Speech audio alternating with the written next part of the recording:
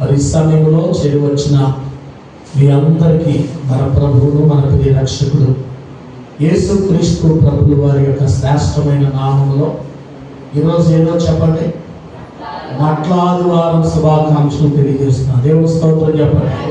హల్లెలూయా. ఈ మైక్ యంత్రం ద్వారా ఈ మాటలు ఆలకిస్తున్న గ్రామస్తులందరికీ కూడా మరి మట్లాదివారం యొక్క శుభాకాంక్షలు తెలియజేస్తూ మరి ప్రతి ఒక్కరిని ప్రేమతో మరి దేవుని వాక్యాన్ని వినడానికి మరి అందరిని కూడా ప్రేమతో ఆహ్వానిస్తున్నాను. Praise Lord. హల్లెలూయా. పరిశుద్ధ గ్రంథముల నుండి లోకాసు సువార్త 19వ అధ్యాయము 29వ వచనాన్ని దయచేసి మనం చదువుదాం. ఆయన ఒలీవల కొండ దగ్గర ఉన్న బేత్పగే బెతనియాను గ్రామములకు చేరుకున్నప్పుడు సమీపములకు వచ్చినప్పుడు తన శిష్యులను ఇద్దరిని పిలిచి మీరు ఎదుటనున్న గ్రామమునకు వెళ్ళుడి, అందులో మీరు ప్రవేశింపగానే కట్టబడి ఉన్న ఒక గాడిద పిల్ల మీకు కనబడును, దాని మీద ఏ మనుషుడును ఎన్నడను కూర్చుండలేదు, దానిని విప్పి తోలుకొని రండి. ఎవరైనాను మీరెందుకు దీనిని విప్పుచున్నారని అడిగిన ఎడల ఇది ప్రభువునకు కావలసి ఉన్నదని అతనితో చెప్పుడని చెప్పి వారిని పంపించాలి. దేవుని స్తోత్రం. ప్రభునందు ప్రియమైన దేవుని బిడ్డలారా, మన ప్రభు అయిన యేసుక్రీస్తు ప్రభువు వారు 2025 సంవత్సరాల క్రితం ఆయన శరీరధారిగా ఉన్నటువంటి దినములలో యేసుక్రీస్తు ప్రభువు వారు తన శిష్యులను ఇద్దరిని పిలిచినట్లుగా మనం చూస్తూ ఉన్నాం.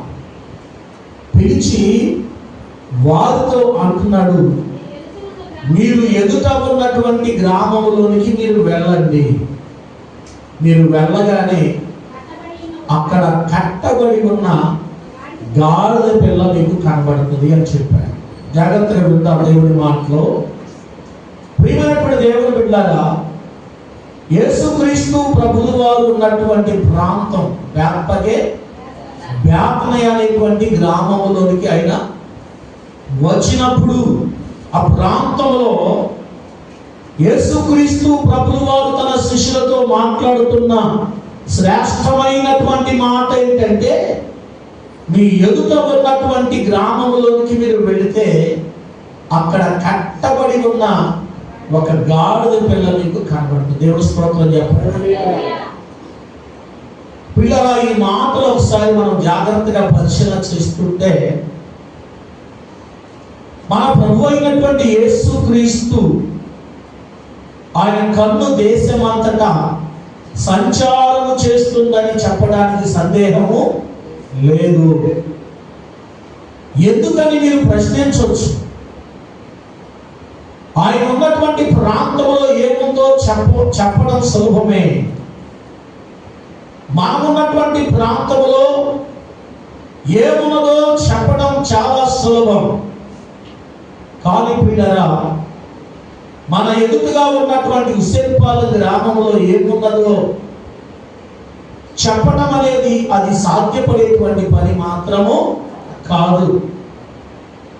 ప్రియమైనటువంటి దేవుని బిడ్డలారా, ఎందుకంటే దేవుని వాక్యం ఏం చెబుతుందంటే, దేవుని కన్ను ఎవరి దేశమంతటా కూడా సంచారము చేయుచున్నది.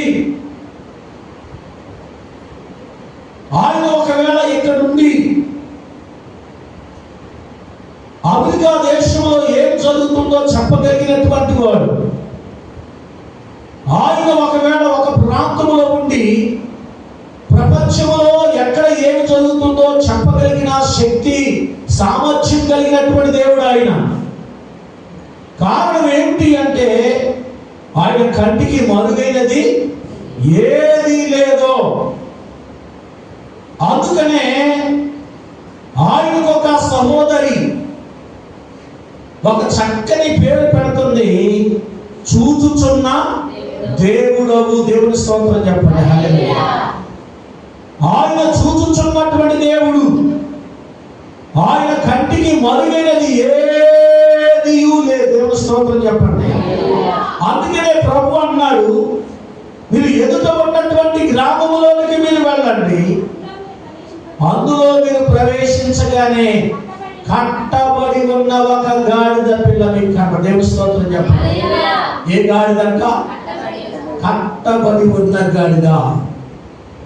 ప్రియమైన దేవుని బిడ్డలారా, ఈరోజు నాకు మానవుని యొక్క జీవితంలో మానవుడు ఏమై ఉన్నాడు అంటే కట్టబడినటువంటి స్థితిలో ఉన్నాడు. రకరకములైన కట్ల చేత కట్టబడి విప్పబడలేదు కనుక వారి యొక్క ఉజ్వల భవిష్యత్తును నాశనము చేసుకుంటున్నటువంటి వారుగా కనబడుతూ ఉన్నారు. ప్రియులారా, దేని చేత కట్టబడ్డారు అని ఒకవేళ మీరు నన్ను ప్రశ్నించి అడిగితే, నా ప్రియమైనటువంటి దేవుని బిడ్డారా, పాపం అనేటువంటి కట్లతో కట్టబడినటువంటి వ్యక్తులుగా ఉన్నారు.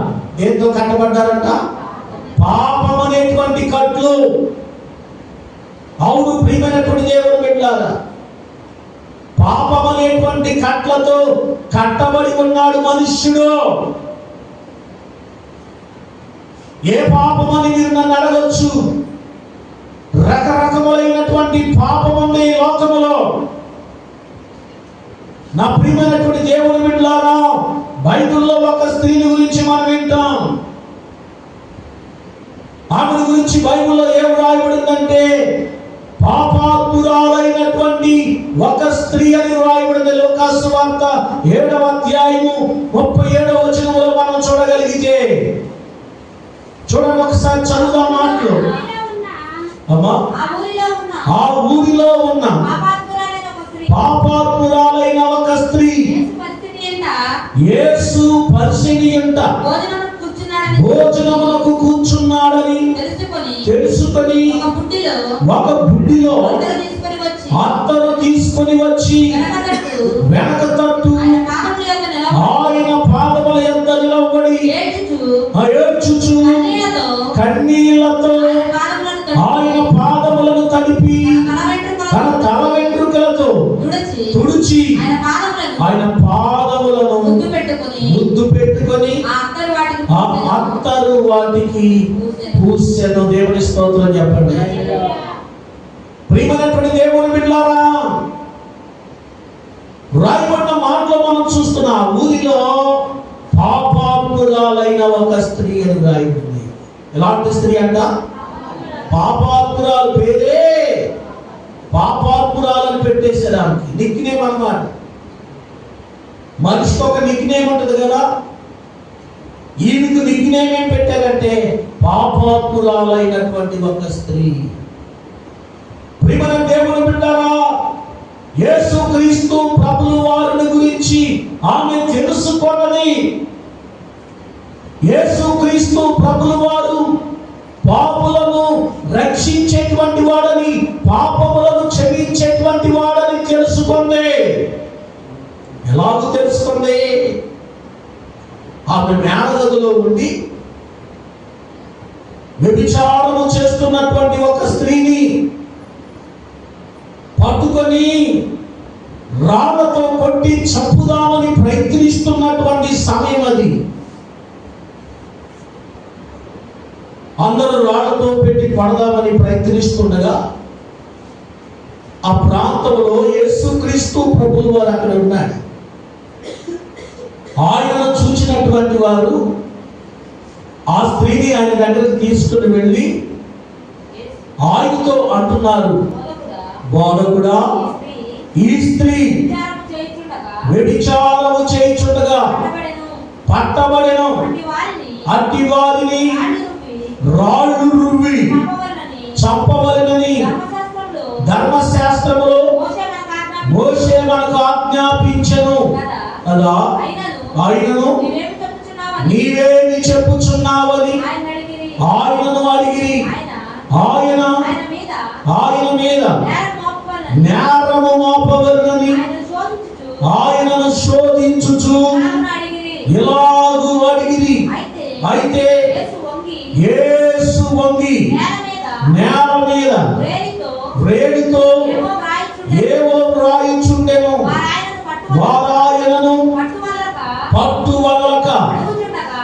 మరుగుచుండగా ఆయన తల ఎత్తి చూచి మీలో పాపము లేనివాడు మొట్టమొదట ఆమె మీద రాయి వేయమన్నాడు. దేవుని స్తోత్రం చెప్పండి. హల్లెలూయా. ప్రియమైనటువంటి దేవుని బిడ్డలారా, చాలా జాగ్రత్తగా వినాలి ఈ మాటలు. వ్యభిచారము చేస్తున్నటువంటి ఒక స్త్రీని పట్టుకున్నారంట. ఆమెను రాళ్ళు రువ్వి చంపుదామని ప్రయత్నిస్తున్నటువంటి సమయంలో యేసుక్రీస్తు ప్రభువు వారు అక్కడ ఉన్నాడు. ఆయన దగ్గర తీసుకొని వచ్చి ఆయనతో అన్నారు, ఈమె వ్యభిచారము చేస్తుండగా పట్టుకున్నాము. మోషే ధర్మశాస్త్రము వ్యభిచారంతో పట్టబడినటువంటి వారిని రాళ్ళు రువ్వి చంపమని చెబుతుంది కదా, నీవేమి చెప్తావు అని యేసుక్రీస్తు ప్రభువు వారిని శోధించుచు ఉన్నారంట. ఏం చేస్తున్నా చెప్పండి? శోధిస్తూ ఉన్నారు. ప్రియమైన దేవుని బిడ్డలారా, ఆయనను శోధించాలని, రెండవదిగా ఆయన మీద నేరములు మోపాలని. ఏం చెప్పండి? నేరములు మోపాలని. ఎవరి మీద? యేసుక్రీస్తు ప్రభువు వారి మీద నేరములు మోపాలనేటువంటి ఉద్దేశము కలిగినటువంటి వారుగా ఉన్నారు అక్కడ. మరి ప్రభువు వారు ఏం చేశాడు అంటే, ఆయన ఏం చేస్తున్నాడు? వంగి నేల మీద ఏవో వ్రాయుచున్నాడు అని ఆయన దేవుని స్తోత్రం చెప్పాలి. రాస్తూ అన్నాడు, మీలో పాపము చేయనటువంటి వాడు ఎవడో మొదట మీరు రాయి వేయండి. ఎప్పుడైతే ఈ స్వరం విన్నారో, ప్రియమైన దేవుని బిడ్డలారా, పెద్దవారు మొదలుకొని చిన్నవారి వరకు ఒకరి వెంట ఒకడు ఏం చేశారట? బయటికి వెళ్ళింది. యేసు ఒక్కడే మిగిలాడు. దేవుని స్తోత్రం చెప్పండి.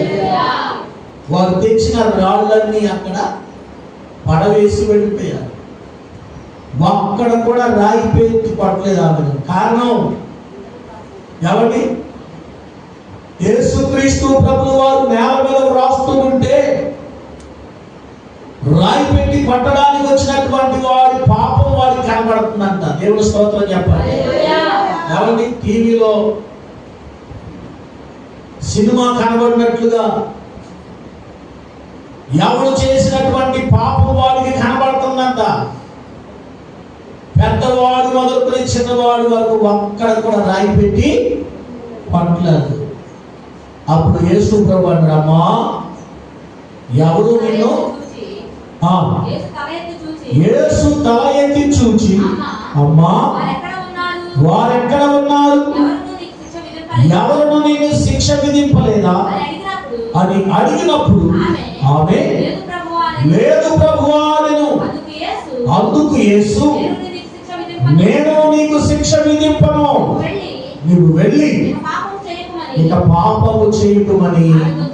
దేవుని స్తోత్రం చెప్పండి. హల్లెలూయా. యేసు ప్రభువు అన్నాడు, అమ్మా ఎవరు నిన్ను శిక్షింపలేదా? లేదు ప్రభువా, నేను కూడా నిన్ను శిక్షింపను, ఇక మీదట నీవు పాపం చేయొద్దు. ఎప్పుడైతే ప్రభువు ఆ మాట చెప్పాడో అవంటుంది, ప్రభువా నేను ఇక మీదట ఏ పాపము చేయను. దేవుని స్తోత్రం చెప్పండి. ఏ పాపము చేయను. కారణం ఏంటో తెలుసా? నా పాపమును బట్టి ఈ రోజు నేను రాళ్లతో కొట్టి చంపబడవలసినటువంటి దానిలో కేవలం నీ ఉండుట చేత నేను బ్రతికాను. దేవుని స్తోత్రం చెప్పండి. ఇక బ్రతికినటువంటి ఈ కొద్ది కాలపు బ్రతుకు నేను నీ కోసమే బ్రతుకుతా. దేవుని స్తోత్రం చెప్పండి. నీ కోసమే బ్రతుకుతా. దేవుని స్తోత్రం చెప్పండి. నీ కోసమే బ్రతుకుతామని ఒక తీర్మానము కలిగినటువంటిది. తన పాపముల కోసము ఏమి కలిగింది? పశ్చాత్తాప హృదయం కలిగింది. నా ప్రియమైనటువంటి దేవుని బిడ్డలారా, ఈ సంగతి అంతటినీ కూడా మరొక స్త్రీ చూస్తుంది. ఆ స్త్రీయే ఈ పాపాత్మురాలైన స్త్రీ అండి. దేవుని స్తోత్రం చెప్పండి. చూసినటువంటి ఆమె తన మనోనేత్రములు వెలిగింపబడిందాయి. ఎప్పుడైతే ఆ సంఘటన చూసిందో ఆమె కళ్ళల్లో నుంచి నీళ్లు కారడం ఆగట్లేదో, నేను కూడా అలాంటి దౌర్భాగ్యపు స్త్రీనే, నేను కూడా అలాంటి పాపాత్మురాలైనటువంటి స్త్రీనే, నేను కూడా రాళ్ళతో కొట్టి చంపబడడానికి నేను కూడా, నాకు పనిష్మెంట్ అని చెప్పి యేసుక్రీస్తు ప్రభువు వారు ఎక్కడున్నాడో అని తెలుసుకొని అక్కడికి వచ్చింది. వచ్చి ఆమె హృదయం అంతటిని కూడా యేసు ఎదుట కుమ్మరిస్తున్న దేవుని స్తోత్రం చెప్పాలి. తన పాపమునంతటిని ఆమె ఒప్పుకుంటుంది. ప్రియమైన దేవుని బిడ్డలారా, ఎలాగూ అని ఒకసారి చూస్తే కన్నీటితో ఆయన పాదాలు కడిగింది, తల వెంట్రుకలతో తుడిచింది. ప్రియమైనటువంటి దేవుని బిడ్డలారా, విలువైనటువంటి అత్తరు ఆయనకు పూసిన దేవుని స్తోత్రం. అంతేకాదు ఆయన పాదములను ముద్దు పెట్టుకుంటుంది. దేవుని స్తోత్రం చెప్పండి. ఎప్పుడైతే ఆయన పాదాలను ముద్దు పెట్టుకుంటుందో అక్కడ ఉన్నటువంటి ప్రియమైనటువంటి దేవుని బిడ్డలారా, ఒక వ్యక్తి అంటున్నాడు, ఈమె ఎవరియో ఎరిగి ఉంటే ఆయనను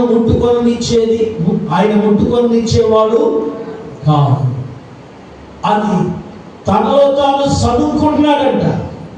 సనుక్కుంటుంటే ప్రభువు ఆ మాటలు ఎరిగిన వాడై, నేను నీ ఇంటికి వచ్చినప్పుడు నా కాళ్ళు కడుక్కుంటానికి నీవు నీళ్ళు ఇవ్వలేదు, తుడుచుకుంటానికి నీవు నాకు రుమాలు ఇవ్వలేదు. ఆమె వచ్చిన దగ్గర నుంచి నా పాదములను ముందు పెట్టుకోవటం మానలేదు. ఆమె యొక్క విస్తారమైన పాపములు క్షమించబడ్డాయి. దేవుని స్తోత్రం చెప్పండి. ఎందుకంటే ఆమె నన్ను విస్తారంగా ప్రేమించింది. దేవునికి స్తోత్రం చెప్పాలి. ఎప్పటి వరకు తన జీవితంలో తెలుసో తెలియకో పాపము చేసి తన జీవితాన్ని నాశనము చేసుకుంది. విస్తారమైన పాపములు చేసింది. విస్తారంగా నన్ను ప్రేమించింది కనుక ఆమె యొక్క విస్తారమైన పాపములు క్షమించబడ్డాయి. దేవుని స్తోత్రం చెప్పండి. హల్లెలూయా. ప్రియమైనటువంటి దేవుని బిడ్డలారా, నా యేసుక్రీస్తు ప్రభువు వారు అన్నాడు, ఆమె నన్ను విస్తారంగా ప్రేమించింది కనుక ఆమె యొక్క విస్తారమైన పాపములు. ఈ పాఠశాల సభలో దేవుని వాక్యాన్ని వింటున్నాం. మనము యేసుక్రీస్తు ప్రభువు వారిని మనం విస్తారంగా మనం ప్రేమించగలిగితే మన యొక్క విస్తారమైన పాపములను ఆయన ఏం చేస్తాడు? క్షమించేటువంటి దేవుడు. దేవుని స్తోత్రం చెప్పండి. నేను ఏ పాపం చేయలేదయ్యా, ఏ దోషము నాలో లేదన్నట్టుగా మనుషులు చూస్తున్నారు. ప్రియమైన దేవుని బిడ్డలారా, ఉదయం లేచిన దగ్గర నుంచి సాయంత్రం పండుకునేటువంటి వరకు మనలో ఏదో ఒక పాపము ఏలుబడి చేస్తూనే ఉంటుంది. అది మాట ద్వారా కావచ్చు, అది చూపు ద్వారా కావచ్చు, ఆలోచన ద్వారా కావచ్చు, తలంపుల ద్వారా కావచ్చు. ఏదో ఒక రీతిగా మానవుని యొక్క జీవితంలో ఏదో ఒక పాపం మానవుడిని పట్టి పీడిస్తూ ఉన్నది. ఒకవేళ మనలో పాపం లేదు అని చెప్తే మనం ఏమై ఉన్నామంటే అబద్ధికులు అని వాక్యం చెప్తుంది. అబద్ధికులమే కనుక ప్రియ దేవుని బిడ్డలారా గమనించాలి. ఈమె పాపం అనేటువంటి కట్లతో కట్టబడినటువంటి ఈమె తన పాపం అనేటువంటి కట్ల నుండి ఏమైపోయింది? విప్పబడింది. దేవుని స్తోత్రం చెప్పండి. విప్పబడింది. విప్పబడినటువంటి ఆమె ప్రభు పాద సన్నిధిలో పాత్రగా వాడబడి. దేవుని స్తోత్రం చెప్పండి. అవును ప్రియ దేవుని బిడ్డ, ప్రభు పాద సన్నిధిలో పాత్రగా వాడబడిందామే. కాబట్టి దేవుని వాక్యాన్ని వింటున్న నీ జీవితంలో ఒకవేళ పాపం అనేటువంటి కట్లతో కట్టబడి ఉన్నావేమో, నీవు వెప్పబడితే నిన్ను బట్టి దేవుడి నామం మహిమపరచబడు. ప్రేమ దేవుడు బిడ్డ. రెండవది, కులం అనేటువంటి కట్లు. దేవుడి దగ్గరకు రావడానికి మానవుని యొక్క జీవితంలో కులం అనేటువంటి కట్లతో కట్టబడినటువంటి వారుగా ఉన్నారు. ఈ కులం అనేది మనుషులు పెట్టిందే కానీ దేవుడు పెట్టింది మాత్రం కాదు. దేవుడు స్తోత్రం చెప్పాలి. మనం ఎక్కడి నుంచి వచ్చామంటే మన పితరులు ఆదాము అవ్వలలో నుంచి మనం వచ్చాం. దేవుడు స్తోత్రం చెప్పండి. ఆదాము అవ్వల నుంచి వచ్చినటువంటి సంతానం ఈ భూమి మీద ఉన్న ప్రతి మానవుడు, వాడు ఏ దేశంలో ఉన్నా, ఇండియాలో ఉన్నా, అమెరికాలో ఉన్నా, ఆఫ్రికాలో ఉన్నా, నా ప్రియమైనటువంటి దేవుని బిడ్డలారా, ఈ సృష్టి, మానవుని యొక్క సృష్టి ఎక్కడి నుంచి వచ్చిందంటే ఆదాము అవ్వల దగ్గర నుంచి వచ్చినటువంటిదే కానీ మరి దేని నుంచి వచ్చింది కాదు. చాలా మంది సైన్సిస్టులు కోతి నుంచి వచ్చిన మనుషులు అని చెప్తారు. అది వాస్తవమైనటువంటి విధానం కాదు. మానవుడు దేవుడి చేత చేయబడినవాడు.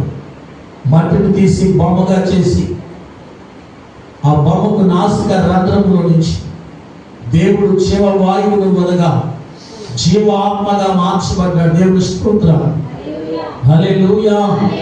అక్కడి నుంచి వచ్చినటువంటి సంతానమే ఈ భూమి మీద ప్రతి మానవుడు. దేవుడి స్తోత్రం చెప్పండి. అవును ప్రియమైన దేవుని బిడ్డ, కుల వ్యవస్థను పెట్టింది మనుషులే, దేవుడు కాదు. కనుక పిల్లల కులం అనే కట్ల నుంచి నువ్వు విప్పబడితే తప్ప దేవుని కార్యాలను నువ్వు చూడలేవు. మూడవది, చాలా విషయాలు చెప్పవచ్చు నా ప్రియమైనటువంటి దేవుని బిడ్డలారా. కులం అనేటువంటి కట్లు, పాపం అనేటువంటి కట్లు. మూడవది, ప్రియమైనటువంటి దేవుని బిడ్డలారా, సాతాను కబంధ హస్తములలో కట్టబడినటువంటి వ్యక్తిగా ఉన్నాడట. దేవుని స్తోత్రం చెప్పండి.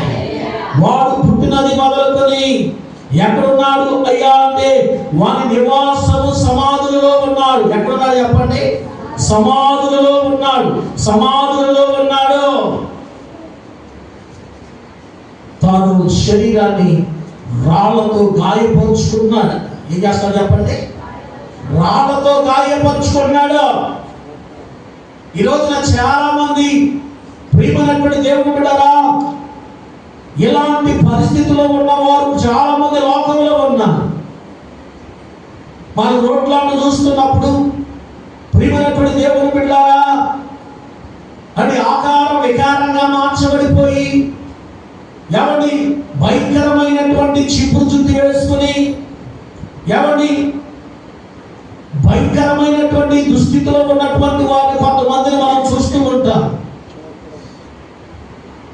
కొంతమంది రాళ్లతో శరీరాన్ని గాయపరుచుకునేటువంటి వారు కొంతమంది ఉన్నారు. ఇలా రకరకములైనటువంటి ప్రవర్తన కలిగినటువంటి వారుగా లోకములో సాతాను కట్ల చేత కట్టబడినటువంటి వారుగా ఉన్నారు.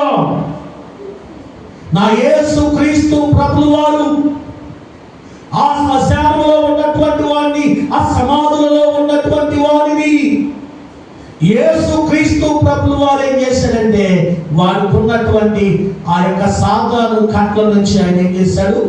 విడిపేశాడు. దేవుని స్తోత్రం చెప్పండి. నువ్వెవరు అంటే ఆయన అంటాడు కదా, నేను సేనా అని చెప్పండి. సేనా అంటే సమూహం.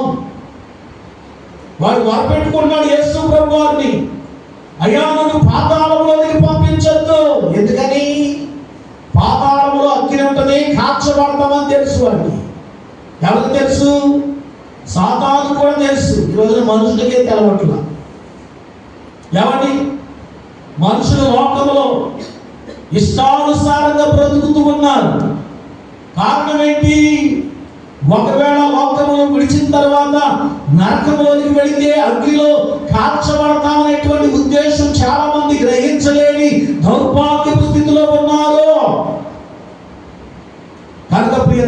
బిడ్డారా, ఆ నరకం నుంచి నన్ను రక్షించమని కోరుకుంటుంది సైతాన్. నన్ను పాతాళంలోకి పంపించొద్దయ్యా. నన్ను ఎక్కడికి పంపించమంటుంది? పందుల గుంపులోకి పంపండి. పందుల గుంపులోకి పంపండి. ఇంచుమించుగా 2000 పందులు ఉన్నాయంట. ఎప్పుడైతే ఈ యవనస్తుల్లో ఉన్నటువంటి దురాత్మ యేసుక్రీస్తు ప్రభువు వారు వెళ్ళగొట్టాడో, ఈ 2000 పందులంట వెళ్ళిపోయి సముద్రంలో పడి చచ్చిపోయినాయంట. ఎక్కడ పడి చచ్చిపోయి? సరస్సులోనికి వెళ్ళి వడిగా పరిగెత్తి ఊపిరి తిరగక సత్యను. దేవుని స్తోత్రం చెప్పాలి. నా ప్రియమైనటువంటి దేవుని బిడ్డలు గమనించండి, సాతానుకు తెలిసిపోతుంది ఒకవేళ నరకములోకి వెళ్తే కాల్చబడాలి. యేసుక్రీస్తు ప్రభువు వారిని వేడుకుంటుంది సైతాను, నన్ను పాతాళంలోకి పంపించద్దు. ఎక్కడికి పంపాలి? పందుల మందలోకి పంపించు. ప్రియమైన దేవుడు బిడ్డలారా, మన దేవుడు ఎంత జాలి కలిగిన వాడంటే సాతాను మీద కూడా జాలి పడ్డాడు. సాతాను మీద కూడా ఏం చేశాడైనా? జాలి పడ్డాడు. పందుల మందలోకి పంపించాడండి. కనుక గమనించండి, సాతాను చేత కట్టబడినటువంటి కట్టలలో ఉన్నారు మనుషులు. పాపం అనేటువంటి కట్టలలో కట్టబడి ఉన్నాడు మనుషుడు. కులం అనేటువంటి కట్టలలో కట్టబడి ఉన్నాడు మనుషుడు. మరణం అనేటువంటి కట్టలో కట్టబడి ఉన్నాడు మానవుడు అండి. మనందరికీ తెలుసు, లాజరు చనిపోతే సమాధిలో పెట్టేశారు. యేసుక్రీస్తు ప్రభువు వారు అక్కడికి వచ్చి సమాధిలో ఉన్నటువంటి లాజరుతో మాట్లాడుతున్నాడు. లాజరు బయటికి రామనగానే లాజరు ఏం చేశాడు? బయటకు వచ్చేసాడు. ఎలాగున్నాడు? ఎవరి? ప్రేత వస్త్రములతో కట్టబడి ఉన్నాడు. ఏ కట్లో అంటే మరణం అనేటువంటి కట్లో. యేసుక్రీస్తు ప్రభువు వారు అంటాడు, మీ సహోదరుని యొక్క కట్లను వెప్పండి. దేవుని స్తోత్రం చెప్పండి. ఎప్పుడైతే తన లాజరు కట్లను విప్పారో, లాజరు యొక్క దేహం ఎలా ఉంది చెప్పాలి? పసిపిల్లవాని దేహం వలె ఉందంట. దేవుని స్తోత్రం చెప్పాలి. హల్లెలూయా, హల్లెలూయా. కనుక ప్రియమైనటువంటి దేవుని బిడ్డలారా, మరణం అనేటువంటి కట్లతో కట్టబడినటువంటి లాజరు ఎప్పుడైతే విప్పబడ్డాడో, దేవుని స్తోత్రం చెప్పండి, బ్రతికాడు. దేవుని స్తోత్రం చెప్పండి. అందుకంటే నీ వాక్యమే నన్ను బ్రతికించి ఉన్నది, నా బాధలో ఇదే నాకు నెమ్మదిని కలుగజేస్తుంది. దేవుని స్తోత్రం చెప్పాలి. అవును ప్రియమైన దేవుని బిడ్డలా, కట్టబడినటువంటి ఆ గాడిద ఎప్పుడైతే వేపబడి యేసుక్రీస్తు ప్రభువు వారి దగ్గరికి తేబడిందో, ఆ గాడిద మీదంట బట్టలు పరిచారు. బట్టలు పరిచి యేసుక్రీస్తు ప్రభువు వారిని ఆ గాడిద మీద కూర్చోబెట్టారు. ఎప్పుడైతే కూర్చోబెట్టారో వెంటనే ప్రియమైనటువంటి దేవుని బిడ్డలు, అక్కడ ఉన్న జన సమూహము ఎవరి దారి పొడుగునా ఏం చేశారు? బట్టలు పరిచారంట. ఎవరి కోసం చెప్పండి? ఎవరి కోసం? ఎవరి కోసం? ఎవరు నడుస్తారు ఇప్పుడు అక్కడ? ఎవరు నడుస్తారు చెప్పండమ్మా? గాడిద నడుస్తుంది. దేవుని స్తోత్రం చెప్పండి. ఎవరిని బట్టి? యేసుక్రీస్తు ప్రభువు వారిని బట్టి. ఇప్పుడు ఎవరికి ఘనత వచ్చింది? గాడిదకు ఘనత వచ్చింది. దేవుని స్తోత్రం చెప్పాలి. గాడిదకి ఘనత వచ్చింది. నిజంగా ప్రియమైనటువంటి దేవుని బిడ్డ, నువ్వు యేసుక్రీస్తు ప్రభువు వారిని నీ భుజస్కంధం మీద నువ్వు కూర్చోబెట్టుకుంటే, దేవాది దేవుడు నీ భుజస్కంధం మీద కూర్చున్నటువంటి దానిని బట్టి నీవు ఘనపరచబడతావు. దేవుని స్తోత్రం చెప్పాలి. నీవు ఘనపరచబడతావు. ఈ రోజున నా ప్రియమైనటువంటి దేవుని బిడ్డ, ప్రపంచమంతట్లో దేవుని సేవకులను ఎవరిని గౌరవిస్తూ ఉన్నారంటే వారుకున్నటువంటి డిగ్రీలను బట్టి కాదు, వారుకున్నటువంటి ప్రియమైనటువంటి దేవుని బిడ్డల గొప్పతనమును బట్టి మాత్రము కాదు. ఎవరిని బట్టి చెప్పండి? సర్వోన్నతుడైన యేసు క్రీస్తు ప్రభువు వారిని బట్టి దేవుని స్తోత్రం చెప్పండి. యేసు క్రీస్తు ప్రభువు వారు వారిని దేవుని పరిచయం కొరకు పిలిచాడు. రాత్రికాల సమయంలో చెప్పాను, ఎవరిని దేవుడు పిలిచాడో చెప్పండి. ఎవరిని పిలిచాడు? విద్య లేని పామరులను దేవుడు పిలిచాడు. దేవుని స్తోత్రం చెప్పండి. ఎవరిని చేపలు పట్టుకునేటువంటి వారు వాళ్ళు. ప్రియమైనటువంటి దేవుని బిడ్డలారా, చేపలు పట్టుకునేటువంటి ఎవరి ప్రియమైనటువంటి దేవుని బిడ్డలారా, వారిని దేవుడు పిలిచాడు. ఏమని పిలిచాడు? మీరు నన్ను వెంబడించండి, నేను మిమ్మల్ని మనుషులను పట్టే జాలర్లుగా చేస్తా. దేవునికి స్తోత్రం చెప్పాలి. అవును ప్రియమైనటువంటి దేవుని బిడ్డలారా, చేపలు పట్టేటువంటి జాలరులుగా ఉన్నారు మీరు ఇప్పటి వరకు. ఎప్పటి నుంచి నేను మిమ్మల్ని మనుషులను పట్టే జాలర్లుగా చేస్తా. దేవుని స్తోత్రం చెప్పండి. వారికి ఏం లేదు చెప్పండి. విద్య లేదో, వారికి చదువు లేదో, వారికి ఒక్క అక్షరం మొక్కుకొని రాదని దేవుని స్తోత్రం చెప్పండి. అలాంటి వారిని దేవుడు పిలిచి దేవుడు తన ఉన్నతమైన పరిచయంలోకి నడిపించినప్పుడు వారి ద్వారా దేవుడు అద్భుతాలు చేశాడు. దేవుని స్తోత్రం చెప్పండి. ఎవరి పేతురు గారు ఒక్క రోజున దేవుని వాక్యాన్ని బోధిస్తున్నప్పుడు ఎంతమంది మారు మనసు పొందారు, ఎంతమంది బాప్తిసం పొందారంటే 3000 మంది బాప్తిసం పొందారు. దేవుని స్తోత్రం చెప్పండి. హల్లెలూయా, హల్లెలూయా. ఎవరి పేతురుకు ఉన్నటువంటి ఘనత ఏంటి? పేతురుకు ఉన్నటువంటి అర్హత ఏంటి? పేతురుకు ఉన్నటువంటి క్వాలిఫికేషన్ ఏంటి? యేసు క్రీస్తు ప్రభువు వారి దేవుని స్తోత్రం. యేసు క్రీస్తు ప్రభువు వారిని తన భుజ స్కంధం మీద కూర్చుండబెట్టుకున్నాడు. దేవుని స్తోత్రం చెప్పండి. కనుకనే ప్రియమైనటువంటి దేవుని బిడ్డారా, ఘనత వచ్చింది. ఇప్పుడు గాడిదకి ఎవరిని బట్టి ఘనత? యేసు క్రీస్తు ప్రభువు వారిని బట్టి ఘనత వచ్చింది. గాడిదను నేల మీద నడవనట్లేదు కాబట్టి గాడిదను దారి పొడుగున ఏం చేశారు? బట్టలను పంచారు. ఒలీవల కొండ నుంచి దిగుచోటికి ఆయన సమీపించుచున్నప్పుడు శిష్యుల సమూహం అంతయు సంతోషించుచు ప్రభు పేట వచ్చు రాజు స్తుతింపబడును గాక, పరలోకమందు సమాధానము సర్వోన్నతమైన స్థలములలో అని తాము చూచిన అద్భుతములను మహాశబ్దముతో దేవుని స్తోత్రము చేసి దేవుని స్తోత్రం చెప్పండి. యేసు క్రీస్తు ప్రభువు వారు చేసినటువంటి అద్భుతములను జ్ఞాపకం చేసుకుంటూ ఎలాంటి అద్భుతాలు చేశాడు? చనిపోయినటువంటి వారిని కూడా ఆయన ఏం చేశాడు? బ్రతికించినటువంటి దేవుడు. గుడ్డివారికి కాళ్ళు ఇచ్చాడు, గుడ్డివారికి చూపునిచ్చాడు, పక్షవాయువు కలిగినటువంటి వారిని బాగు చేశాడు. ఎన్నో అద్భుతాలు, ఎన్నో ఆశ్చర్యమైన కార్యములను ఆయన చేసినప్పుడు వాటిని చూసినటువంటి వారు ఆయన చేసిన అద్భుతముల గురించి వారు ఏం చేశారంట?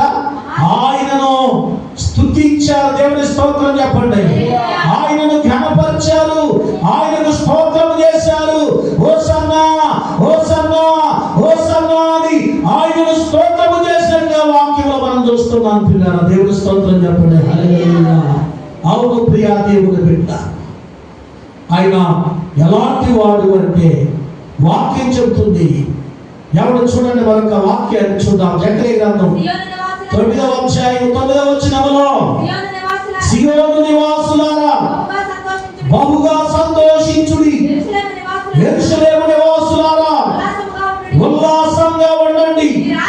ఈ రాజు నీతిపరుడు, రక్షణ గలవాడునై దీనుడునై గాడిదను గాడిద పిల్లను ఎక్కి నీ వద్దకు వచ్చుచున్నాడు. దేవుని స్తోత్రం చెప్పండి. హల్లెలూయా. ఎవరైనా రాజు, ఎవరంట? రాజు.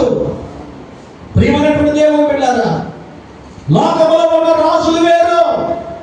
ఈ రాజుకున్న ప్రత్యేకత, లోకములో ఉన్న రాజులు గుర్రాల మీద వస్తారు, లోకములో ఉన్న రాజులు రథముల మీద వస్తారు. కానీ మన రాజు దేని మీద వచ్చాడంట? గాడిదను గాడిద పిల్లలు ఎక్కి నీ యొద్దకు వచ్చుచున్నాడు. ఎలాంటి వాడు? దీనుడు. ప్రియమైనటువంటి దేవుని బిడ్డలారా, దీనుడు, నీతిపరుడు, పరిశుద్ధుడు, పాపము లేనివాడు, నిందారహితుడు, నీతిమంతుడు ఆయన. ప్రియమైన దేవుని బిడ్డలారా, దేవుని స్తోత్రం చెప్పండి. ఆయన దీనుడు అంటే తృణీకరింపబడిన గాడిద, వెలివేయబడినటువంటి గాడిద ఆయన వాహనముగా చేసుకున్నాడు. ఒకనొక దినాన నీవు నేను కూడా తృణీకరింపబడినటువంటి వారమే. నీవు నేను శపింపబడినటువంటి వారు కావచ్చు. ఇది ఆయన మనలను ఏర్పరచుకున్నాడు. దేవుని స్తోత్రం చెప్పండి. ఆయన మనల్ని పిలుచుకున్నాడు. ఆయన మన లోకముల నుంచి ప్రత్యేకపరుచుకున్నాడు. ఆయన దేవుని స్తోత్రం. అవును ప్రియమైనటువంటి దేవుని బిడ్డ.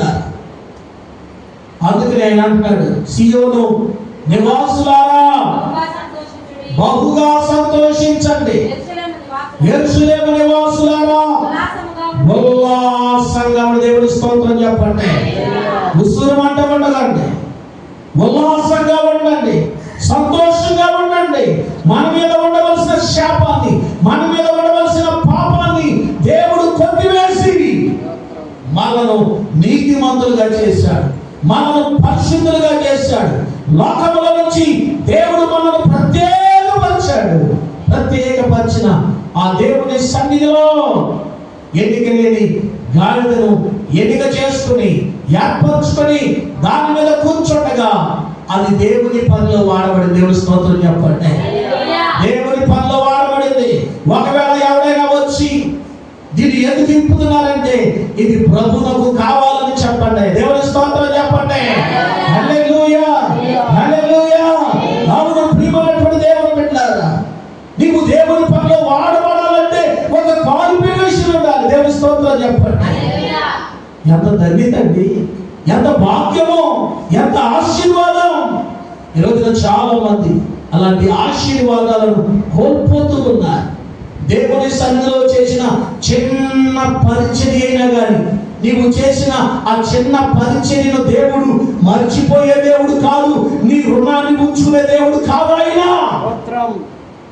నీకు ప్రతిఫలం ఇచ్చే దేవుడు అండి. నువ్వు పోగొట్టుకుంటావు. నేను రూఢిగా చెప్పగలను, దేవుని ఆశీర్వాదాలు నీ అంతటా నీవే పోగొట్టుకుంటున్నావు.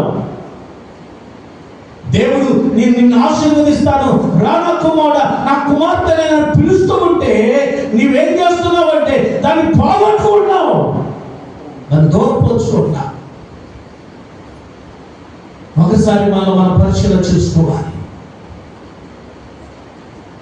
ఎందుకు ఆ గాడిదను విడిచిపెట్టాడు? ఇది నా గాడిద, నేను ఏమనొచ్చుగా. మారు మాట పలకలేదు, మారు మాట పలకలేదా? ఇది ప్రభువుకు కావాలి, ఇది ప్రభువుకు అవసరం. దేవుని పనిలో వాడబడింది గాడిద పాత్రగా. నీవు వాడబడాలి. నువ్వు వాడబడితేనే నీకు ఘనత. గాడిదకు ఘనత వచ్చింది. గాడిద నేల మీద నడవడట్లేదు ఇక్కడ. దేవుని స్తోత్రం చెప్పండి. హల్లెలూయా. కొన్నిసార్లు మనం అనుకుంటాం ఇది నా ఘనత అనుకుంటాం, ఇది నన్ను బట్టి అనుకుంటాం. కాదు, కేవలం దేవుని బట్టి మాత్రమే. దేవుని స్తోత్రం చెప్పండి. దేవుడు లేకపోతే నేను సున్నా, దేవుడు లేకపోతే నువ్వు అన్ఫిట్. దేవునికి దూరంగా ఉండి దేవుని కార్యాలు చూడలేవు. దేవుని క్రమానికి దూరంగా ఉండి దేవుని ఆశీర్వాదం నీ మీదకి రాదు.